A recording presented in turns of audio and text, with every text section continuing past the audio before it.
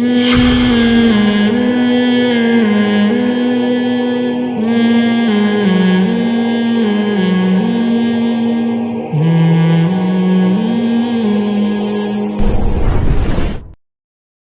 نے فرمایا جس کو اعمال نامہ دائیں ہاتھ میں دے دیا گیا وہ اتنا خوش ہوگا، وہ کہے گا اے لوگو اقرؤوا کتابیہ، میرا اعمال نامہ پڑھو۔ اس سے پہلے کیا حالت تھی کہ آدم علیہ السلام کہیں گے نفسی نفسی، حضرت عیسیٰ کہیں گے نفسی نفسی، مجھے تو اپنی فکر ہے۔ جب پیغمبروں کا یہ حال ہوگا تو عام آدمی کی کیا حالت ہوگی؟ قرآن کہتا ہے جب اعمال نامہ مل جائے گا، اور حدیث میں آتا ہے کہ ہر شخص کو اللہ کے سامنے ایسے پیش ہونا ہے لیس بینہ و بین اللہ ترجمان، درمیان میں کوئی تیسرا نہیں ہوگا، اور اس طرح اللہ کے سامنے پیش ہوگا کہ سامنے اللہ ہے، ایک طرف جنت ہے اور ایک طرف جہنم کی بھڑکتی ہوئی آگ ہے۔ سوچیں کیا عالم ہوگا انسان کا۔ قرآن کہتا ہے ایسے موقع پہ جب اعمال نامہ دائیں ہاتھ میں دے دیا جائے گا، یہ اس کی علامت ہے کہ یہ شخص کامیاب۔ فیقول، وہ واپس پلٹے گا۔ پہلے یہ کیفیت تھی کہ اپنے باپ سے دور بھاگ رہا تھا، اپنی بیوی سے دور بھاگ رہا تھا، اپنے بھائی سے دور بھاگ رہا تھا، اپنے خاندان سے دور بھاگ رہا تھا، اور اب سب سے پہلے اپنے خاندان کو پکارے گا۔ اقرؤوا کتابیہ، میرا اعمال نامہ پڑھو۔ انی ظننت، مجھے یقین تھا، انی ملاق حسابیہ، کہ میری اپنے حساب سے ملاقات ہونے والی ہے۔ میرا یہ نظریہ نہیں تھا کہ ہم جو کچھ کریں مر کے سب ختم ہو جائے گا۔ یہ بے وقوف اور احمق لوگوں کا نظریہ ہے کہ انسان 100 انسانوں کو قتل کر کے جائے تو بھی کوئی رزلٹ نہیں، 100 انسانوں کا پیٹ بھر کے جائے تو بھی کوئی رزلٹ نہیں ہے، ایویں ہی بنا کے بنانے والے نے چھوڑ دیا۔ یہ احمقوں اور بے وقوفوں کا نظریہ ہے، مادہ پرستوں کا۔ یعلمون ظاہرا من الحیات الدنیا، جو اس دنیا کے ظاہر سے دھوکہ کھاتے ہیں، اس دنیا کے ظاہر سے دھوکہ کھا جاتے ہیں۔ آج بہت سارے آپ کو پڑھے لکھے لوگ نظر آئیں گے جو اس دنیا کے ظاہر سے دھوکہ کھاتے ہیں۔ لوگ گائیڈنس لیتے ہیں یا تو مذہب سے، اور آج کل گائیڈنس لے رہے ہیں، مذہب کو جب نکال دیا تو موٹیویشنل اسپیکر سے گائیڈنس لے رہے ہیں۔ انسان کو کاؤنسلنگ کی ضرورت ہوتی ہے، گائیڈنس کی ضرورت ہوتی ہے، تو وہ کہتا ہے یار جو مجھ سے زیادہ پڑھا لکھا ہے میں اس کو فالو کروں، اس سے سمجھوں مجھے کیا کرنا چاہیے۔ تو اب علماء کو تو لوگ سنتے نہیں ہیں، جو دنیا پرست لوگ ہیں کہتے ہیں انہیں کیا پتہ، یہ پڑھے لکھے تو ہیں نہیں، بہت سوں کو انگلش نہیں آتی، بہت سوں کو سائنس کا پتہ نہیں ہے، ان سے نیوٹن کا پہلا قانون پوچھ لو وہ نہیں پتہ ہوگا، دوسرا لا پوچھ لو وہ نہیں پتہ ہوگا، بہت سوں کو تو نیوٹن کا ہی نہیں پتہ۔ یہ کیا ہمیں گائیڈ کریں گے؟ جاہل، اجڑ، گنوار۔ ان کو ربنا آتنا فی الدنیا حسنۃ وفی الآخرۃ حسنہ، یہ دعا یاد ہے۔ اس کا سائنس سے کوئی تعلق ہے؟ بولو۔ ان کو بہت زیادہ رب اغفر وارحم وانت خیر الراحمین یہ آتی ہے، ان کو سورہ فاتحہ یاد ہے۔ تو یہ پڑھے لکھے نہیں ہیں، یہ کون لوگ ہیں؟ جاہل۔ یہ ہمیں کیا سمجھائیں گے کیسے لائف گزارنی ہے؟ ہمیں سمجھانے کے لیے ضروری ہے کہ جو سمجھانے والا ہو سب سے پہلے اس کو انگلش، اس کو تاکہ دنیا کا پتہ ہو، دنیا کا پتہ ہو، پھر ہم ان سے سیکھیں گے۔ وہ کیا کریں گے؟ آسان سی بات کو گھما پھرا کے پیچیدہ کر کے بیان کو. مجھے کلک اصل میں شارٹ کلپ دیکھا, اس پہ اتنی ہنسی آئی ہے. موٹیویشنل اسپیکر غلط باتیں نہیں کرتے, بہت سی اچھی باتیں بھی کرتے ہیں, وہ ان کا مذاق اڑانا مقصد نہیں ہے, لیکن ان میں بعض بڑے بڑے پھینکو ہوتے ہیں. وہ کل کسی نے مجھے ایک مزاحیہ کلپ بھیجا, اس نے کسی موٹیویشنل اسپیکر کا بہت مذاق اڑایا تھا. وہ موٹیویشنل اسپیکر کہہ رہا تھا کہ میرا مقصد اس کا مذاق اڑانا نہیں ہے, میرا مقصد اس تفریح ہے. ایسی چٹکلا آ گیا نا, تو مجھے مزہ آیا, ہنسی آئی تو میں بھی ہنس لیا. باقی میرا مقصد مذاق اڑانا نہیں ہے. اور اس کی بات, جس بات پہ مذاق اڑایا وہ بات بھی کوئی اتنی غلط نہیں تھی, لیکن آپ کو پتہ ہے پاکستانی قوم کسے چھوڑتی ہے.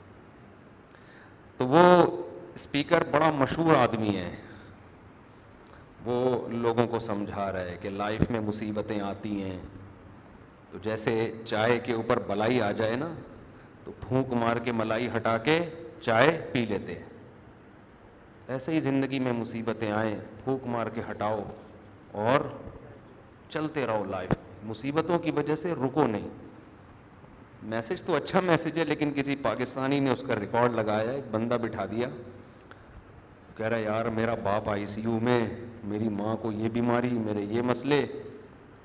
اس نے اس کی تقریر سن کے کہا مصیبتیں چائے میں ملائی کی طرح ہیں, پھونک مارو سائڈ پہ. اس نے کہا ابا کو سائڈ پہ لگاؤں میں کیا؟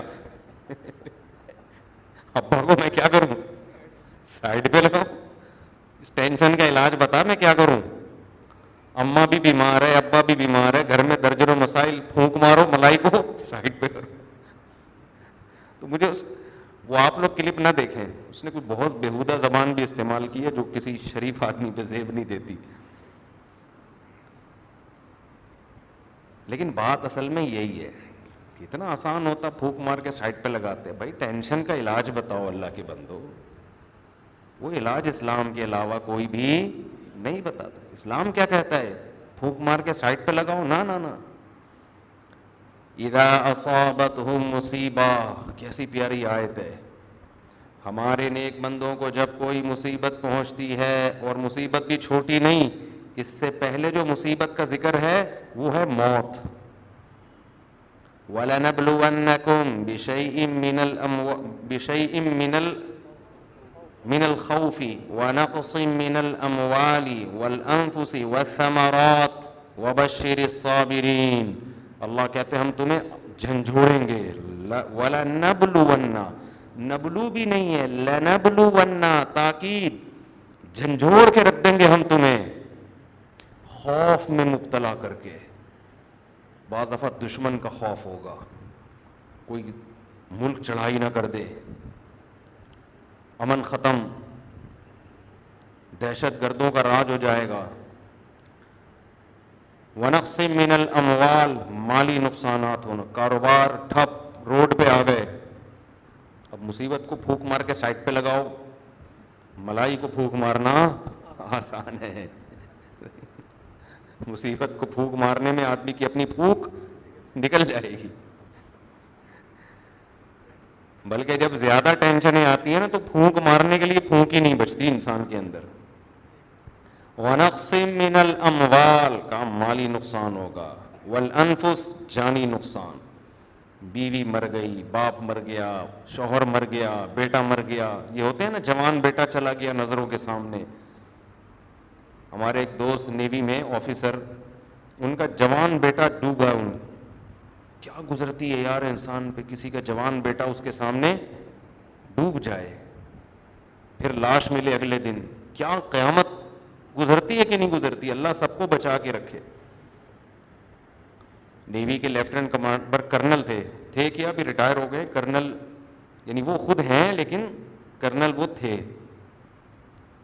ان کو تسلی کیسے ملی؟ ان کا جوان بیٹا سمندر میں ڈوب کے ہلاک ہوا, شدید ڈپریشن میں چلے گئے. یہاں پھونک مارنا آسان نہیں ہے. لاش بیٹے کی اگلے دن نکلی, کیا حال ہوتا ہے انسان. اللہ نے ان کی قسمت میں ہدایت لکھی تھی. انہوں نے کہا یار میرے غم کا مداوا خدا کے سوا کوئی نہیں. انہوں نے مجھے خود اپنا واقعہ سنایا کہ میری بیٹی دیندار تھی, پردہ کرتی تھی, نماز پڑھتی. اس نے مجھے تسلی دی, کوئی موٹیویشنل اسپیکر نے نہیں, باپ کو تسلی دے رہی ہے نو عمر بیٹی جو دیندار ہے. اور یہ کرنل ہیں جن کو جنگوں میں لڑنے کے لیے پیدا کیا گیا ہے, ان کو تسلی نہیں ہو رہی, ڈپریشن میں جا رہے ہیں. کہہ رہے میری چھوٹی بیٹی جو پردہ کرتی, نماز پڑھتی, اس نے کہا کہ ابو یہ غم عارضی ہے, جو قسمت میں لکھا تھا وہ ہو کے رہنا تھا, اس نے مرنا تھا, اور یہ جدائی ہمیشہ کے لیے نہیں ہے, ایک دن ملاقات ہو جائے گی, اس پہ صبر کریں گے اجر ملے گا, واویلا کریں گے اجر ضائع ہوگا. جتنا بڑا غم اتنا بڑا اجر اللہ نے رکھا ہے. حدیث میں آتا ہے رسول اللہ صلی اللہ علیہ وسلم نے فرمایا بعض دفعہ ایسا ہوتا ہے ان اللہ اذا احب قوما ابتلاہم, جب اللہ محبت کرتے ہیں مصیبت میں ڈال دیتے ہیں, اس مصیبت میں اس کا دل نرم ہو کے اللہ کی طرف مائل ہو جاتا ہے. ان کے ساتھ بھی ایسا ہی ہوا, اس مصیبت میں دل ہو گیا نرم, ان کو لگا کہ بھائی سکون اللہ کے سوا کسی کے پاس نہیں ہے. داڑھی رکھ لی, نمازی بن گئے, جامعۃ الرشید سے تعلق ہوا, جامعۃ الرشید نے ان کے ذمے کچھ کام لگائے, آج بہت سارے کاموں کو جامعہ کے انہوں نے سنبھالا ہوا ہے. اسٹائل کرنلوں والا ہی ہے. فوجی میں یہ بڑا مسئلہ ہوتا ہے, اس کے ذمے کوئی کام بھی دے دو نا اس کا اسٹائل وہی رہتا ہے. ان کے ذمے اسکول لگایا, وہ فوجی اسٹائل سے چلانا شروع کر دیا انہوں نے, فوجی اسٹائل سے. پہلے تو اساتذہ پریشان ہو, بھائی یہ میدان جنگ ہے, یہ کیا ہے. خیر ان کا اسٹائل چینج نہیں ہوا. انہوں نے کہا تم چینج ہو جاؤ, ہم چینج. اب وہ اسکول پتہ نہیں چل رہا کہ وہ ہے کیا. ڈسپلن اتنا زیادہ نا, بالکل اچھا ہے. خیر کچھ لوگ بھاگ بھی گئے وہاں سے نا, بولا بھائی ہم ان کو افورڈ نہیں کر سکتے. خیر تو کیا ہے, اس غم میں ایسا نہیں تھا کہ پھونک مار کے سائڈ پہ ہو لیے. بیٹی نے تسلی دی, وہ خود مجھے انہوں نے اپنا واقعہ بھرے مجمع میں سنایا لوگوں کو, مجھے بھی, میری تو دوستی ہے, مجمع میں بھی سنایا. یار میری بچی کی وجہ سے آج میری اتنی بڑی داڑھی ہے, آج میں نماز پڑھتا ہوں, مجھے سکون ہے زندگی میں. نہ وہ بچی کوئی سائنٹسٹ تھی, نہ وہ بچی کوئی موٹیویشنل اسپیکر ہے, نہ اس بچی کو کوئی خاص انگلش آتی بھی, تو 9 عمر بچی ہے وہ. نہ اس بچی نے کوئی ورکشاپس کی ہوئی ہیں اسٹریس مینجمنٹ کی ہے بھائی, نہ اس کو کوئی نفسیاتی ڈاکٹر سے اس بچی کا تعلق ہے, نہ وہ خود نفسیاتی ڈاکٹر ہے. جو کام بڑے بڑے نفسیاتی ڈاکٹر سائیکالوجسٹ نہیں کر سکے, وہ کام ایک 9 عمر بچی نے کر دکھایا. کیا تسلی, ایک ہی جملہ, بھائی ہم آخرت کے لیے بنے ہیں, ہم دنیا کے لیے ہے ہی نہیں, ہے ہی نہیں ہم دنیا. تو نبی نے کیا فرمایا, اللہ ہم سب کو مصیبتوں سے بچائے, دعا یہی مانگنی چاہیے. نبی نے فرمایا ایک شخص قیامت کے دن اس کا ترازو نیکیوں سے بھرا ہوا ہوگا, اتنا وزن ہوگا, وہ کہے گا کہ نہ میں تہجد گزار تھا, نہ میں نے کوئی بہت صدقے خیرات کیے, تو میں اتنا اچھا کیوں, میرے نمبر اتنے اچھے کیوں آئے. بعض دفعہ یہ ہوتا ہے نا, پیپر میں آپ جھک مار کے آئے ہوتے ہو, پاس ہو جاتے ہو 100 نمبروں سے. کراچی میں تو الحمدللہ ایسا ہی ہوتا ہے, جھک ماری ہوتی ہے نمبر بالش کے حساب سے. اور یہ سچا واقعہ بتا رہا ہوں, اب جس نے مجھے بتایا اس نے جھوٹ بولا ہو تو ایک الگ بات ہے. مجھے ایک شخص نے خود بتایا, کراچی میں پیپر دینے کے لیے گیا تو کسی 2-3 مشہور شخصیتوں پہ مضمون تھا کہ کسی مشہور شخصیت پہ آپ ایسے لکھیں, مضمون لکھیں, کوئی تاریخی شخصیت. کہہ رہے ہیں مجھے پتہ ہی کچھ نہیں تھا, میں نے اپنے والد جن کا نام تمیز الدین تھا, کہہ رہے ہیں میں نے لکھا مولانا تمیز الدین رحمۃ اللہ علیہ, اور پھینکنا شروع کر دی. سن فلاں میں پیدا ہوئے, پھر یہ کیا, پھر یوں کیا, پھر انڈیا سے ہجرت کر کے پھر ہی ملک کے لیے.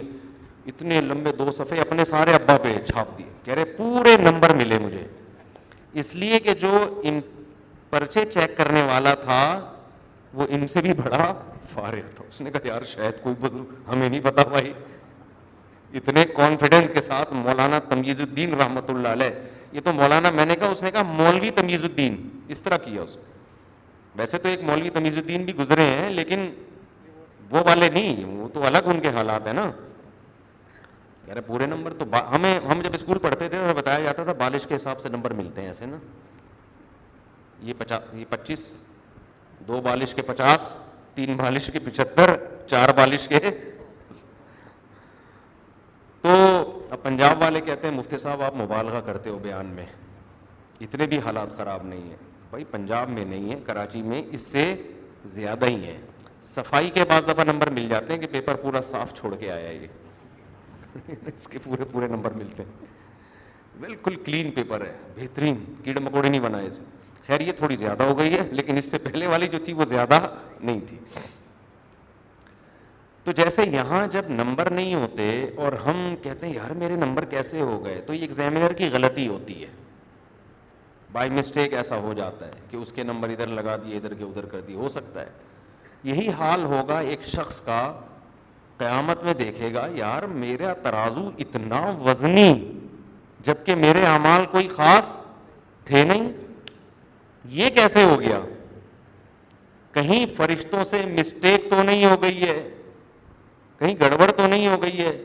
وہ حیرانگی سے پوچھے گا تو اللہ اسے کہے گا تجھے فلاں وقت میں فلاں مصیبت پہنچی تھی, تو نے واویلا نہیں کیا, تو نے صبر کیا یہ سوچ کے کہ یہ کس کی طرف سے ہے, اللہ کی طرف سے.